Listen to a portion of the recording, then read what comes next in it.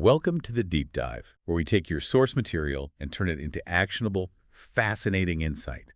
Today, we are diving into the complex, debated, and surprisingly short history of a global food phenomenon, ramen. It's an incredible story. I mean, when you think about ramen being called Japan's modern national dish, it's just stunning to realize its whole history in the country is, what, a little over a century? Exactly. So our mission in this deep dive is to unpack that.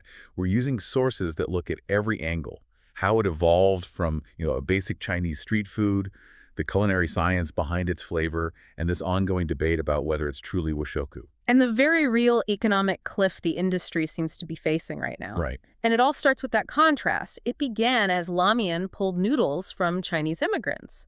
But the fascinating part is how it fused with Japan's really deep, sophisticated noodle culture. We're talking about a place where udon and soba have been staples for 450 years. So that ancient foundation didn't just accept this new thing, it completely remade it. Totally transformed it. Okay, let's unpack this.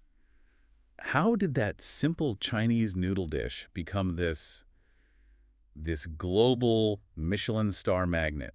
So the story, as most people know it, really kicks off in the late Meiji and Taisho eras, turn of the 20th century. Right. Chinese immigrants, mostly from southern provinces like Fujian and Guangdong, brought their wheat-based noodles over. They called it chikusoba, Chinese noodles. It was simple stuff, soy-based, found in port towns like Yokohama. Exactly. It fit the palate, but it wasn't ramen yet. Not really. I mean, there is that little historical footnote, the rumor that Tokugawa Mitsukuni might have tried it way back in the Edo period, so maybe some brief earlier exposure. But the real cultural explosion, that second wave, was a direct result of hardship after World War II. Absolutely. The post-war era, with all the material shortages, that's when ramen just exploded. Mostly through those mobile food stalls, the yatai. The ones that operated in black markets. And later on sidewalks, yeah. And this is where we get that amazing term, yonaki soba, or night-crying soba. Because they use that little flute, the charamera, to attract customers. Yeah, the sort of melancholy tune floating through the dark city streets. It wasn't just about flavor, it was about survival. Ramen was cheap, it was fast, full of calories, and it was real nutrition when people were desperate. Comfort food born from desperation. That's a perfect way to put it. And that adoption, during such a critical moment in modern Japanese history, is key to its status today. Which brings us right to that great washoku debate. Our sources had a fascinating survey finding. Oh, yeah. A lot of Japanese students don't consider ramen to be washoku because of its Chinese roots. But foreign students, they almost all insist it is. And, the sources argue that the foreign students might actually have the clearer view here. The core of washoku isn't always about origin, it's about process. What do you mean? It's about taking a foreign food, pulling it completely into your own culinary system, and then evolving it into something totally new. Ramen fits that perfectly, just like curry rice. Okay, so if the noodle itself is Chinese, what was the big Japanese contribution? What was the innovation that makes ramen, ramen? That's the million-dollar question. And the answer is the soup. It was the fusion of the Chinese noodle with the incredibly complex Japanese soba soup-based tradition. And that one act created a whole new food category. A new and innovative food, as the sources call it, which I think brings us neatly to the science of it all. Yes, and this is where it gets really interesting. If the broth is the key, what's the actual mechanism? What makes Japanese ramen flavor so much more complex than its ancestors? It really boils down to two things: developing these complex compound seasonings, and most importantly, the moto dare. The moto dare, that's the concentrated flavor base, right? The soul of the soup. Exactly. And this is that critical fusion point we were just talking about. This concept is derived directly from the traditional soba seasoning called kaishi. Which is an old school mix of soy sauce, mirin, and sugar. Right, and it's aged. So this is Japan taking its ancient soba tradition and basically injecting it into this new Chinese noodle. That's the moment ramen as we know it is born. And that moto dare is what sets the direction. Shoyu, shio, miso, tonkotsu. And it often has these other umami boosters like dried shrimp or scallops. And that powerful base then supports the main soup, the dashi. And we're not talking about a simple stock. Ramen needs a super concentrated shiro dashi, a white broth. It's almost like alchemy, boiling down huge amounts of, everything. Animal bones, seafood, vegetables. Onions, ginger, and even whole fruits. Wait, fruit, apples, kiwis, bananas.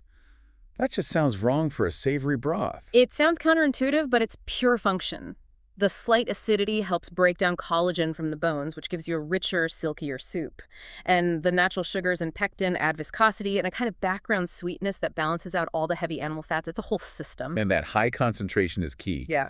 But why? What does it do chemically? It's all about surface adhesion. The Yeah. viscosity, the concentration. It makes the soup thick enough to coat every single strand of the noodle. Our sources say you only get the full flavor experience when that broth sticks to the noodle surface while you're chewing. It's like a chemical lock-in key that happens inside your mouth. That's it. It's why watery, cheap ramen is always so It disappointing. makes so much sense. So if the broth is king, the noodle has to be the perfect queen. Oh, absolutely. The noodles are engineered. You have the thick, curly ones, chijirmen, for rich soups like miso. Their texture just grabs onto the heavy broth. I think something like 38% of people still prefer that style. But then you have the complete opposite, the super thin hosomen. And the hosomen are fascinating. They actually created new ways of eating ramen. They're very low water, an invention from places like the Nagahama market stalls where they needed to serve food super fast. So the low water content stops them from getting soggy too quickly. Instantly. And that practical need led directly to things we now see all over the world. Ordering your noodles very hard, or barikata. And the whole system of getting noodle refills, the kaidama. It all comes from that need for speed and texture. Let's talk about the incredible regional diversity that came out of all this innovation. The Gotuchi ramen, the most famous one, Kyushu tonkotsu. That was an accident, wasn't it? A very, very fortunate accident. In Kurum, back in 1947, a little yatai called Sankyu Just. They overcooked their clear pork bone soup. Oh no. Well, it turned white and cloudy, but instead of throwing it out, they served it. And that opaque, collagen-rich soup became the foundation for the entire Kyushu style. Amazing. And then you have Sapporo miso ramen, another light bulb moment. Yep, a chef got inspired by a simple bowl of miso soup. And you can see the genius of regional adaptation there. They often float a layer of oil on top of the bowl. To keep it from getting cold in the freezing Hokkaido weather. Yes, exactly. And you find these little tweaks everywhere. Wakayama ramen is this unique soy pork bone blend from stalls near tram stops. The Kansai region often uses its famous kombudashi. And all this specialization led to a massive boom in the 80s and 90s, the so-called ramen war. Places in Tokyo with just legendary lines. Oh, the lines at places like Tosako Ramen were insane. 1,000 people waiting until midnight. The focus shifted from the regional style to the individual chef, the artisan. This is the era that gave us the titans. Like Yamagishi Kazuo of Ohachikin, the god of ramen. The man who invented tsukemen, the dipping noodles, an absolute legend. And on the other end of the spectrum, Sano Minoru, the demon of ramen. That sounds intense. It was. He earned that title through a fanatical obsession with sourcing. He'd travel all over Japan just to find the perfect salt, the perfect chicken, and that hyper-competitive ramen war.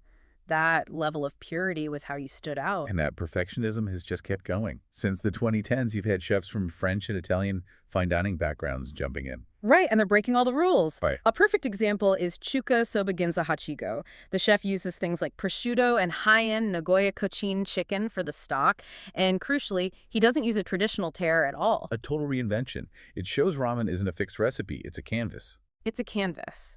And you have this passionate fan culture propping it all up. The ramen freaks and subgroups like the Jirolian. The Jirolian have that complex call culture for ordering toppings at Ramen Jiro, right? A whole coded language. They're the base that really supported this whole shift from fast food to gourmet food. And the ultimate proof of that shift came in 2016. Japanese soba noodle Suda gets the world's first Michelin star for a ramen shop. For a bowl to cost 850 yen, I mean, that just cemented its global status. It proved greatness doesn't have to be expensive. And even the way you eat it has become a global export. You've got Ichiran solo dining booths, the Aji Shuchu counter popping up in New York and Hong Kong. Or the fact that a ramen museum, the Shin Yokohama Ramen Museum, has been a destination since 1994. It's incredible. Okay, finally, let's turn to the economics. How did this very specialized food become so consistent and scalable that it could spread across the whole world? A huge factor was technology transfer. Our sources point to the invention of specialized ramen machinery in Japan, maybe 150 years ago. That tech meant you could get stable, high-quality noodle production from non-experts. Like the sushi robot for sushi. It's the exact same principle. Consistency and accessibility are what fueled that global growth. And that growth and evolution is still happening. We're seeing fusions like birria ramen, a mix with spicy Mexican stew, getting popular in Mexico City and on the U.S. West Coast. But back home, its popularity is just off the charts. That survey we mentioned found that 93.8% of Japanese adults like ramen. Shoyu is still number one, and most people, 72%, eat it at least once a month, if not more. But here's the catch. Popularity isn't profitability right now. The industry is hitting what they call the 1,000 yen wall. Yeah, costs for everything. Ingredients, labor, energy are just soaring. But owners are terrified to push the price past that 1,000 yen mark. They don't want to lose the customers who see ramen as cheap, reliable comfort food. And that struggle is having very real consequences.